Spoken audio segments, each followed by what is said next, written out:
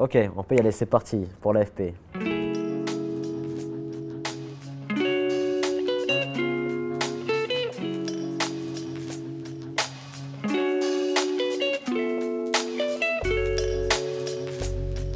J'ai vu dans tes dernières stories que tu étais très ému à la projection du film Ouais. au Festival de la Villette. À chaque projection, ça me fait ça. Depuis quand on a commencé les avant-premières, là, à chaque projection, ça me fait ça. Pourquoi t'es ému? C'est que tu t'imaginais pas Bah faire ça déjà, un jour? faire un film, c'est toujours un truc enfin, faire du cinéma, c'est toujours un truc qui était dans un coin de ma tête, tu vois, c'était un peu un rêve.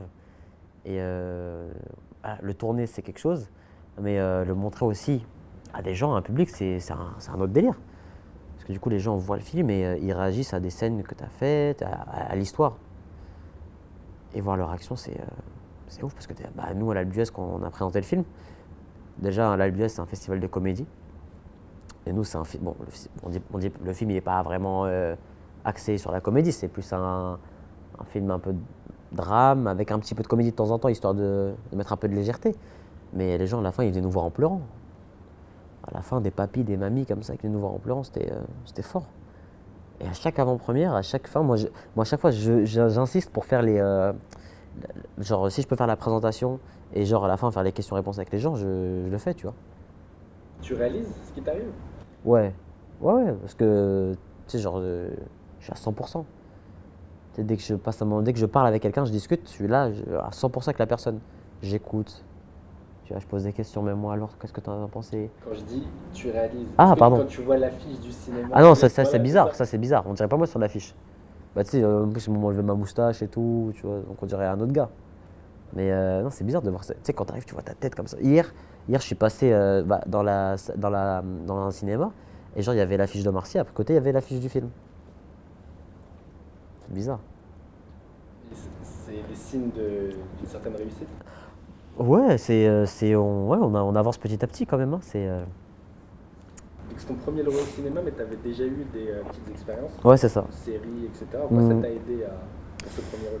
Euh, je dis pas, ça m'a pas aidé dans le sens où ça n'a rien à voir, hein, le travail que tu fournis quand tu es entre guillemets comédien principal, mais ça m'a permis de voir, ça m'a permis de faire un premier pas aussi dans le monde voilà, de cinéma, série, etc. Donc tu vois vraiment comment se passe un tournage, le monde qu'il y a sur un plateau et tout. Et moi, là, je me suis rendu compte que waouh, en fait, c'est pas comme comment je l'ai imaginé, et que ça n'a rien à voir avec ce que je fais de base, moi, avec mes vidéos toutes simples où je suis là avec mon téléphone, avec ma caméra, c'est moi qui fais tout. Là, vraiment, on a un truc où ça dépend pas que de toi, mais de tout le monde, quoi. Tout le monde est là pour faire un travail pour à la fin rendre le projet final. Et être premier rôle, ça impliquait quoi et ça Bah, c'est représentait quoi pour toi? le premier rôle, comme ça, c'est la pression. Surtout si c'est ton premier. Tu vois, t'es attendu au tournant, on te dit bon, et même dans les avant-premières, les gens ils me disaient, bon, franchement, on savait pas à quoi s'attendre. Parce que bon, on est venu parce que voilà, on t'aime bien, tu vois, mais le film en vrai, on s'attendait pas à un truc de ouf. Et les gens ils étaient agréablement surpris, et ça m'a fait plaisir. Et ce métier qui était dur à apprivoiser, mais tu penses que c'était la suite logique de ce que tu faisais dans tes vidéos, sur les réseaux, etc. Ah, je sais pas si c'était la suite logique, parce que en vrai, t'as vu, il y a plein de créateurs de contenu aujourd'hui qui se plaisent que ouais, dans YouTube, dans tu sais, les réseaux, quoi. Mais moi, c'est toujours un truc que j'avais envie de faire. Quand j'étais petit, je me dis ça, si un jour je le fais, j'aimerais bien essayer, tu vois.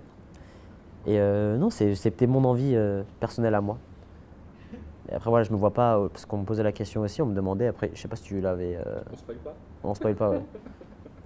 Ça marche. Et juste pour rester sur cette thématique-là, ça impliquait quoi aussi pour toi pour te former? Tu as dû faire du coaching, Ouais. Raconte-nous un peu Bah, ça. ce film-là, c'était une bonne première expérience parce que c'était chargé. On a fait un film sur la pâtisserie, donc c'était un milieu, tu sais, un peu technique quand même, tu vois. Les pâtissiers, voilà, on ne devient pas pâtissier comme ça. Et moi, je dois incarner un génie de la pâtisserie. Donc il faut que, comme je maîtrise un peu le sujet. Donc j'ai fait un mois de formation avant le film. J'avais un mois de préparation où j'ai été formé par des pâtissiers, par Yazid aussi qui était là avec moi, qui me montrait les gestes. Voilà, parce que faut quand même, dans le film, quand tu regardes le film, tu te dis, ah ouais, le mec, en fait, il maîtrise. C'est pas juste, il fait n'importe quoi avec ses mains, c'est pas un mytho, tu vois. Donc il y a eu une prépa au niveau de la pâtisserie. Il y a eu aussi une coach qui était avec moi quand on répétait les scènes du scénario pour vraiment travailler où est-ce qu'on met le curseur à chaque fois dans l'intensité, comment là Yazid, comment il aurait réagi, comment toi tu l'aurais fait, etc. Donc on a eu une bonne préparation pour le film. Et je trouve que ça change en fait. Parce que je suis arrivé sur le tournage, j'étais plus confiant. Il y a un avant, un après, tu sens que t'es plus la même personne. Avant, après le tournage ou... L'expérience, ouais, Ah bah ouais, parce que En fait, le cinéma, c'est une actrice qui a dit ça, mais je sais plus, je sais pas, je me rappelle plus de son nom. Mais elle a dit que dans le cinéma, c'était un métier qui était incroyable parce que tu vis en fait d'autres vies. Tu vis plusieurs vies. Tu sais, en l'espace de 3 mois, j'ai découvert un autre monde, un autre univers, un truc que ça se trouve, j'aurais jamais mis le nez dedans si j'avais pas fait ce film, quoi. Tu vois, la pâtisserie, moi jamais, tu vois, je me suis jamais renseigné sur le sujet. Ça s'arrêtait pour moi à manger des gâteaux, tu vois. Ouais, ouais. Et t'avais des modèles dans le cinéma, des gens qui t'ont inspiré Ouais, tu te dis en vrai, quand t'es petit, ouais, quand tu regardes les films, tu te dis, ouais, Will Smith, DiCaprio, tu sais, les Américains comme ça. Mais après, en France, ouais, moi, il y a un acteur que je kiffe de ouf, je trouve qu'il est trop fort. C'est Tahar, tu vois. Tahar est trop fort. On te souhaite la même trajectoire? Que Tahar? Non, non, je pense pas, lui, c'est un autre niveau, c'est autre catégorie, tu vois. Et dans ceux qui ont cette trajectoire un peu de pastille humoristique, etc., je pense à Eric et Ramsey, Jamel Debbouze, etc., c'est Ouais. des trucs que tu suivais, des trucs auxquels Eric et tu Ramsey? t'identifies? Ouais, franchement, ils m'ont fait. Un peu, j'ai grandi un peu avec ce qu'ils faisaient, hein. Eric et Ramsey, ils ont fait trop de trucs qui m'ont marqué dans ma jeunesse, que ce soit H, que ce soit même. Je sais pas, ils ont fait combien de films? Ils en ont fait plein. Dans Montparnasse et tout, des trucs comme ça. Même les Rats. Tu te rappelles de les Rats ou pas? C'est eux qui font les voix des Rats, hein. Ça, faut pas oublier. L'histoire de Yazid, Ouais. en quoi elle fait écho à ton propre parcours? Yazid, en vrai, on n'a pas de. Parce que moi, je me suis posé la question aussi, je me suis demandé, est-ce qu'avec Yazid, on a des points communs et tout? En vrai, on a des histoires complètement opposées, hein. Lui, il a une enfance c'est un peu chaotique, tu vois. Tu sais, la relation avec ses parents, enfin, elle est pas saine. Alors quand même, de mon côté, franchement, ça va, j'ai eu une bonne enfance, en vrai, tu vois. Mais j'ai mes deux parents. Franchement, ils étaient toujours là pour moi. Ils ont toujours été là pour moi. Et j'étais heureux quand j'étais jeune. Donc non, non, au niveau du parcours de vie, je pense pas. Mais peut-être dans ouais, la détermination, l'envie à chaque fois de rebondir malgré les différents obstacles, etc. Je pense que à ce niveau-là, ouais, et je pense que c'est là où dans le film, il y a beaucoup de personnes qui peuvent se reconnaître avec cet aspect-là, ouais. On va faire un petit point sur ton parcours et tu me dis si c'est correct. Donc, t'es né en Algérie, Ouais, c'est ça. wilaya de Sidi Ouais, Bel Blahabès, Abbès. c'est ça, Sidi Blahabès, ouais. T'arrives en France à l'âge de 8 ans, Ouais, c'est c'est ça? ça. Et du coup, tu grandis en région parisienne? Quel Drancy, coin? Drancy. Drancy, ouais. Ouais, Drancy 93, en face de Carrefour Avenir, ok. c'est ça. Et le lycée, tu le fais où? Lycée, je suis parti dans le 77 après.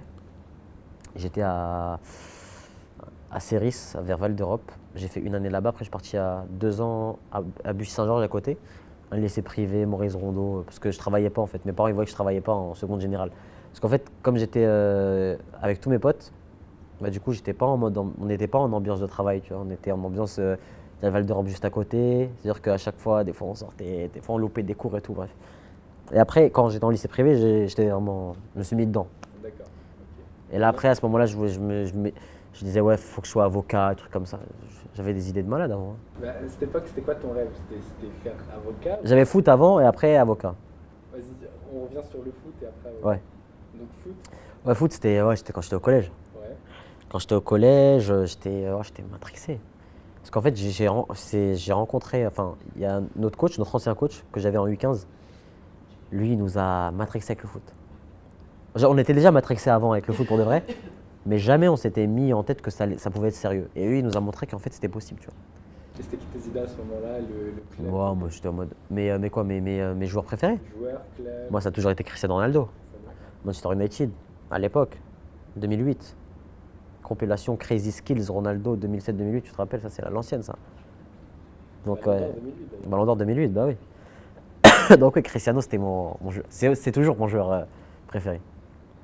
Ça marche. Et quand tu étais au lycée, je crois que c'est là que tu commences à faire tes vidéos à 18 ans? Ouais, c'est ça, non, juste après Juste mon bac. D'accord, juste après ton bac. Ouais. Et c'était quoi le délire à ce moment-là? Après le bac, j'avais commencé un BTS NRC en alternance, tu vois.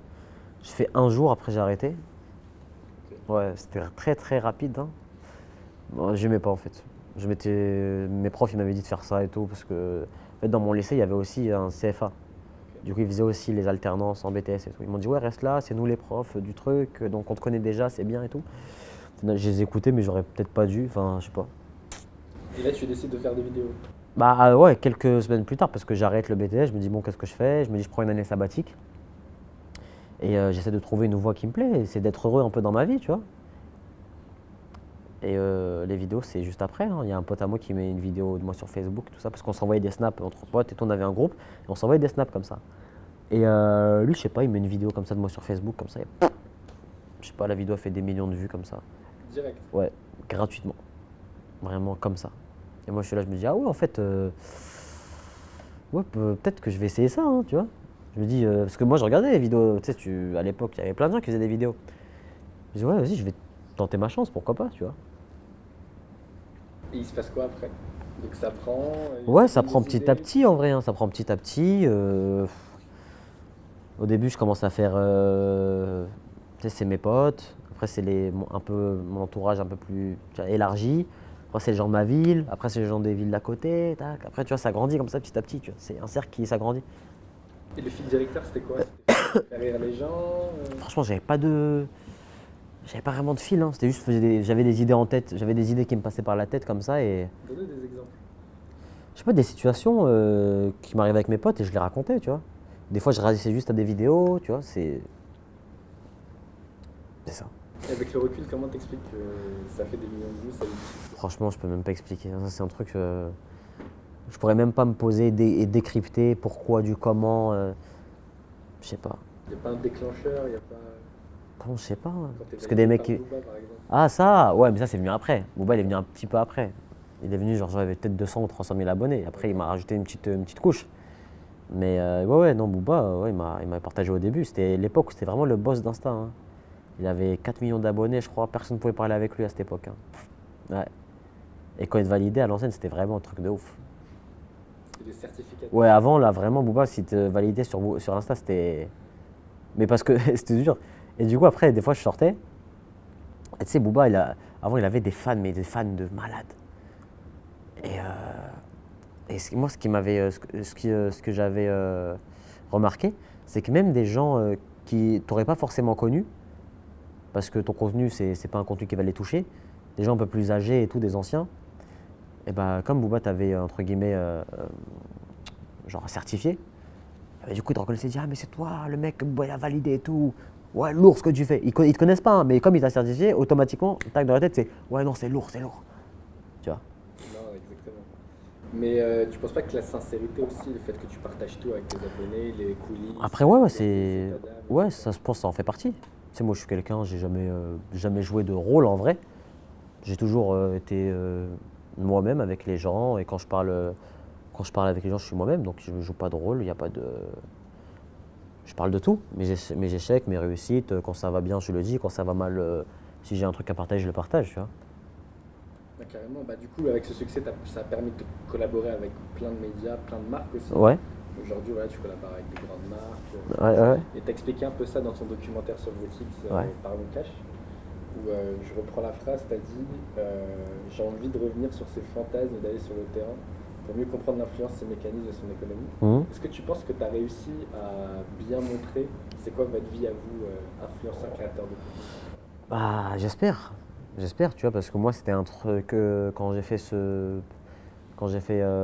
Toi, tu parles de Parlons Cash, tu parles duquel? Ouais, il y a les deux. Il y a, Il y a Je ne suis pas influenceur et Parlons Cash. exactement. Ouais. En fait, moi, je voulais juste montrer un peu l'envers du décor de ce monde-là, parce que les gens se posent la question des fois, tu vois, ils se disent ouais, comment ça se passe, combien ils gagnent, comment ça se passe les collaborations, nanana. Donc je voulais vraiment montrer un peu l'envers du décor, et vraiment en toute transparence, comme je le fais d'habitude. Parce que toi, voilà, un des messages forts, c'est tu veux vraiment dire que tu es créateur Ouais, c'est ça. et tu pas influenceur. Ouais, carrément. Mais est-ce qu'aujourd'hui, tu penses que les gens arrivent à Non, faire les gens n'arrivent toujours pas, parce que malheureusement, c'est comme ça. Et voilà, il y a des gens, ça, je sais pas, tu sais, j'aimerais bien savoir qui a créé ce mot, qui a lancé. tu sais, le premier mot, genre, qui a mis le nom influenceur sur ce truc-là. Je sais même pas qui c'est. Parce que toi-même, tu as reçu un prix, je crois que tu as eu le prix d'influenceur Ouais, de mais je leur ai dit l'année. de changer, hein. Ils m'ont renvoyé un autre prix avec écrit créateur de contenu de C'est l'année. vrai Je ça? te jure, ouais. Je vais vérifier. Hein. Ouais, non, vérifie. J'ai demandé à la dame de stratégie, je lui ai demandé. Elle m'en a renvoyé un. Ok. Et il y a Avec tout écrit ça. créateur de contenu de l'année 2022. Et tu penses que maintenant, grâce à toi, le prix va changer de nom? Je leur ai dit, j'ai dit c'est mieux pour vous parce que là, en vrai, c'est un peu chum, influenceur de l'année, tu vois. Et pourquoi tu préfères créateur digital? C'est ce que j'ai Ouais, dit. ouais, c'est ça, mais ça veut dire quoi influenceur, tu vois? Qu'est-ce que ça veut dire? Ils ont créé le mot influenceur et dedans, ils peuvent mettre, t'as vu, ils vont faire un sac influenceur, ils vont faire une maison influenceur. Dans la maison, ils vont mettre, je sais pas, des gens, j'ai des Marseillais, et après ils vont mettre Squeezie à l'intérieur, tu vois? Ça n'a rien à voir, c'est des gens, ils font pas le même travail. Le mec, il y a un mec qui fait des vidéos où il divertit les gens et l'autre, je sais pas, il fait des émissions télé ou. C'est pas le même truc, tu vois. Mais les gens, dans leur tête, il y a certaines personnes, dans leur tête, c'est ça. Ils font partie de la même catégorie. Bah là, tu as l'occasion d'expliquer. Créateur digital, ça Ouais. veut dire quoi? C'est être un artiste? Ouais, c'est quelqu'un qui crée du contenu. Ça peut être dans n'importe quoi. En fait, influenceurs, c'est des gens qui sont suivis pour, t'as vu, pour leur vie, pour leur personnalité, tu vois, pour ce qu'ils montrent. Après, créateur de contenu, c'est quelqu'un qui crée du contenu pour divertir les gens ou pour informer, etc. Tu vois. C'est plus en fait un influenceur les suit pour sa personnalité, pour lui. Tu vois, par exemple, les gens sur Snapchat, c'est des influenceurs. Tu vois, je sais pas si tu connais. Après, tu t'es branché un peu Snapchat. C'est vrai. Bah, j'ai des blagues. Là, tu vois la meuf là, Poupette Kenza là. Faites Kenza, non, pas. T'es pas branché. Non, elle, non. C'est un phénomène, Poupette Kenza en ce moment en plus. Bah oui. Elle vraiment, c'est une influenceuse. Parce que les gens, ils Et peuvent pas se Nasdaq, non. Nasdaq, non. Voilà, ok. Nasdaq, non. Parce que Nasdaq, les gens, ils le suivent pas pour lui. Nasdaq en soi, lui, t'as vu, les gens, ils connaissent pas vraiment. Nasdaq, son prénom, les gens, ils connaissent pas vraiment lui. C'est plus pour, t'as vu, le contenu qu'il crée. Alors que la fille dont je te parle, Poupette Kenza, les gens, ils le suivent vraiment pour elle. Tu sais, genre des fois, et même moi, des fois, c'est ça que je comprends pas. Les gens, ils sont vraiment suivent une personne comme ça à fond. Non, mais c'est bien noté. Est-ce que tu penses que vous, les créateurs digitaux, Ouais. vous incarnez un peu la nouvelle vague des créateurs en France? Tu sais, nouvelle vague, c'est un mot qu'on dit à l'époque pour ceux qui ont révolutionné le cinéma. Bah, je pense qu'il y a des ères, tu vois. Avant, il y avait l'ère des youtubeurs.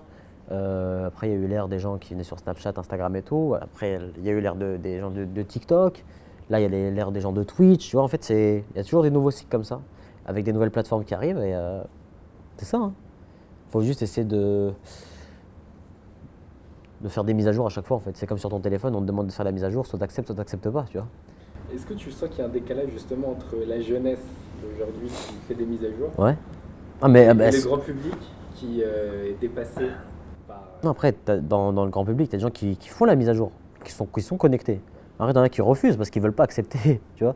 Des fois, ton téléphone, tu es là, il y a il y a des nouvelles fonctionnalités que tu n'as pas envie d'avoir. Et du coup, tu dis non, je reste bloqué tu sais, à l'ancienne. Mais après, bon, quand le monde continue à avancer, tu sais, tout le monde fait la mise à jour, il n'y a que toi, tu l'as pas fait. Et justement, le cinéma, ça touche le plus grand nombre. Est-ce Ouais. que tu es content de pouvoir toucher ce public-là maintenant? C'est un nouveau public qui ne connaît pas forcément par rapport à tes vidéos. Bah après, ça va dans aussi comment on appelle ça, mon avancée. C'est-à-dire que je grandis, ça y est, tu vois, genre, j'ai commencé à 19 ans, là j'ai 24 ans. Donc je grandis et les gens, il y a des gens qui grandissent avec moi, des gens des fois qui ont arrêté de me suivre, mais qui voient quand même un peu ce que je fais de loin. Et ouais, il y a des nouvelles personnes qui me découvrent. Donc c'est ça aussi, tu vois. Mais du coup, on va revenir à la question de départ. On ne Ouais. voulait pas faire le spoil. Du coup, tes projets Ouais. futurs, est-ce que tu te vois percer dans le cinéma? C'est quelque chose qui te. Après moi, dans la vie, moi je pense que le plus important c'est d'être heureux et de faire ce que t'aimes. Donc si moi c'est un truc qui me fait kiffer de faire du cinéma, mais créer du contenu comme je fais actuellement, tu vois, c'est un truc qui me fait kiffer aussi. Donc je me vois pas choisir un des deux, mais faire ce que j'aime tout simplement. Si j'ai envie demain de faire une vidéo YouTube, j'en fais une. Si j'ai envie demain de faire un film, je fais un film. Si demain j'ai envie de faire une série, je fais une série. Si demain je veux faire une vidéo sur Insta, je fais une vidéo sur Insta. Tu vois, c'est ça. Et Bon, on je va ne vais pas me fermer de porte. Non, bah, exactement. Et on va finir sur ça.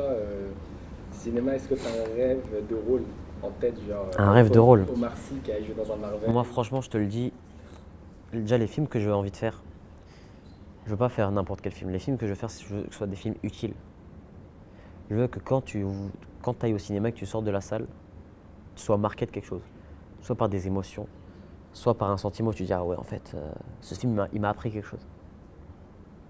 J'ai pas envie de faire un juste tu vas dans une salle 1 heure, tu sors t'as rien appris, tu sors t'as perdu 1 heure, c'est pas ça.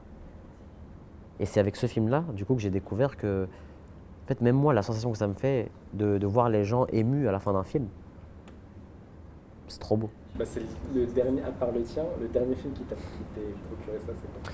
Un film que j'ai vu récemment, même si c'est un ancien, À la recherche du bonheur de Will Smith.